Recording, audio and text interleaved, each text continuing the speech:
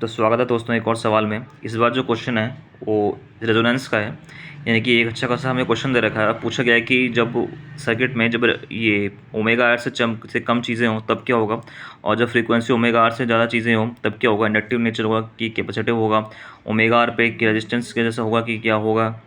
कि इसमें पूछा गया है कि इम्पिडेंस क्या होगा ओमेगा आर पे क्या इम्पिडेंस रेजिस्टेंस के बराबर होगा कि क्या होगा नहीं होगा, ऐसा पूछा गया हमसे। ठीक है, तो सबसे पहले ये सर्किट कैसे बना, ये फिगर कैसे आया, थोड़ा सा जानकारी हमें होनी चाहिए। पहले हम करंट का नहीं बनाते, पहले हम बनाते हैं इम्पिडेंस का सर्किट। यानी कि जो सर्किट होता है हमें पता है कि LC R अगर कोई सर्किट दे रखा है तो R XL XC बनाना है, वो सप्लाई वोल्टेज बना दिया, फिर करंट बना दिया।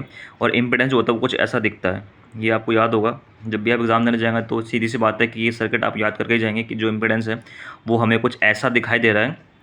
ठीक है, यू शेप में कैसे होता है वो चीज़ जानने की ज़रूरत है नहीं वैसे ही, लेकिन फिर भी मैंने इसमें लिख दिया है कि R square plus XL minus XC का होल स्क्वायर। एक्सएल पता ओमेगा एल है, एक्सी पता हमें वन वाई ओमेगा सी है। ओमेगा का जो मैंने कर दिया उसी रिपोर्ट पहले बता देता हूँ। ये सब 10 समझने की चीज़ है, बाकी समझ लो तो ठीक है, नहीं समझो तो ये डायरेक्ट वो याद कर लो, उसी से काम हो जाएगा। ओमेगा जीरो है, अब ओमेगा जीरो आप पुट करेंगे 1 बाई फिर ओमेगा कितना हो जाएगा इन्फिनिटी। इन्फिनिटी का स्क्वायर हो जाएगा इन्फिनिटी इन्फिनिटी, तो जेड इन्फिनिटी हो गया। ठीक है, ओमेगा के हमने पुट किया इन्फिनिटी, यानी कि पहले पुट किया जीरो तो इन्फिनिटी आ गया। अब पुट किया मैंने इन्फिनिटी, तो इन्फिनिटी पुट करने से क्या होगा, इन्फिनिटी का स्क्वायर हो जाएगा, तो इन्फिनिटी आ गया। यानी कि जीरो पुट करूँ या फिर इन्फिनिटी पुट करूँ, जेड इन्फिनिटी आएगा। अब मैंने पुट कर दिया ओमेगा आर यानी कि रेजोनेटिंग फ्रीक्वेंसी, तो उससे क्या हुआ एक्सएल और एक्सी हो गया फिर बराबर ओमेगा की वो वैल्यू जिसमें ओमेगा एल और ओमेगा सी दोनों हैं इक्वल, दोनों कैंसिल हो गया और जेड हो गया आर। यानी कि जो इम्पिडेंस है वो अपनी मिनिमम वैल्यू को अटेन कर चुका है जिसकी वैल्यू है आर। ठीक है, यानी कि जब जीरो पुट किया तो इम्पिडेंस हो गया इन्फिनिटी, देखो ऊपर से आ रहा है ना इन्फिनिटी ओमेगा जीरो पर। ओमेगा के इन्फिनिटी पुट किया तो कितना हो गया इन्फिनिटी, यानी कि फिर इन्फिनिटी की तरफ जा रहा है। लेकिन ओमेगा आर पुट किया तो मिनिमम वैल्यू हो गई आर, यानी कि कहीं ना कहीं बीच में ये इम्पिडेंस जो है मिनिमम हुआ फिर वापस से ऊपर की तरफ चला गया। तो ऐसे ही बना है। और आपको देखना नहीं ज़्यादा मुझे को, तो सर जानना है कि कैसे कैसे बन रहा है। तो भाई ओमेगा की वैल्यू फिर 1 पुट करो, 2 पुट करो, 3 पुट करो, 4 पुट करो, करते रहो करते रहो करते रहो, कुछ तो कुछ करके आंसर ले ही आओगे। और उसके बाद इंपीडेंस जो है ऐसे बनेगा। तो ज़्यादा से ज़्यादा हम 3 पॉइंट्स को देखते हैं और उसके बेसिस पे ग्राफ को समझते हैं। इंपीडेंस हो गया। अब करंट कैसे बनेगा, इसका उल्टा कर दो भाई, ये यू है इसको उल्टा यू कर दोगे क्योंकि इंपीडेंस कितना होता है फिर करंट का उल्टा। ये करंट क्या होता है आई इसका टू वी बाई जेड, जो जेड का बना उसको उल्टा कर दिया तो वो यू था तो उल्टा यू बन गया। और ये अब वही सर्किट बन चुका है जो हमें क्वेश्चन में दे रखा है, यानी कि करंट का जो डायग्राम दे रखा था वो यही हो चुका है। अब पूछा है कि लो फ्रीक्वेंसी रीजन पे क्या होगा, हाई फ्रीक्वेंसी रीजन पे क्या होगा। अब तो ये हमें पता है कि एक्सएल कितना होता है फिर ओमेगा एल, एक्सी कितना होता है फिर 1 बाई ओमेगा सी। देखो अच्छे से लिख दिया मैंने, एक एक पॉइंट लिख दिया है। अब ओमेगा की वैल्यू ओमेगा आर से कम है, यानी कि सर्किट की जो फ्रीक्वेंसी है वो रेजोनेटिंग फ्रीक्वेंसी से कम है। ये एरिया पे आ गया मैं, इस एरिया पे।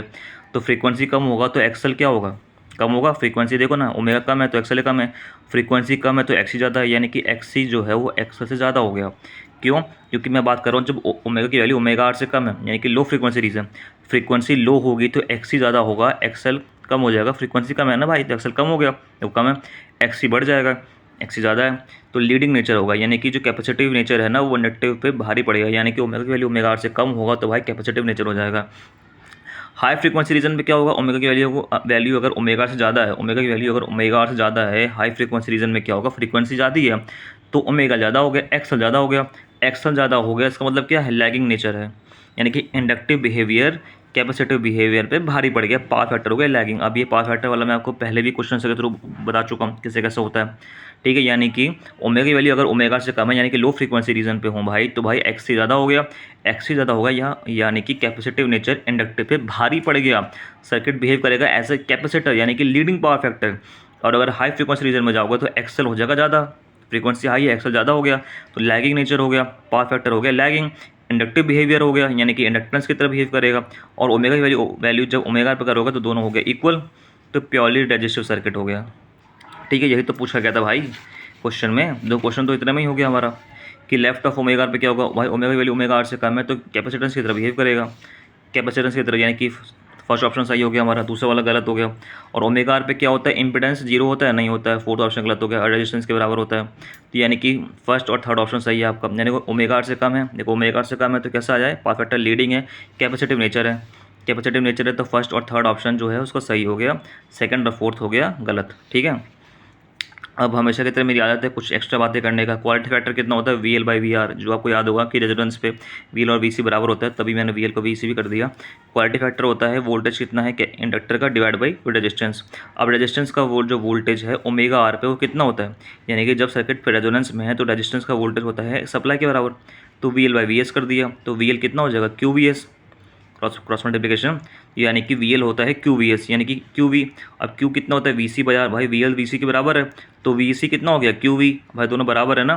तो इंडक्टर का वोल्टेज और कैपेसिटर का voltage in terms of supply voltage हमने निकाल दिया Q इंटू VS। ठीक है, अब देखो यही सर्किट था हमारा, क्वेश्चन था। अब आई कितना होता है, VS/R, वैसे VS बाई इंपेडेंस होता है, लेकिन मान लो आपको रेजिस्टेंस दे दिया क्वेश्चन में, तो हमने रेजिस्टेंस से निकाल दिया सीधा सीधा। क्यों, सर्किट वो रेजिस्टेंस में ना क्वालिटी फैक्टर निकाल दिया।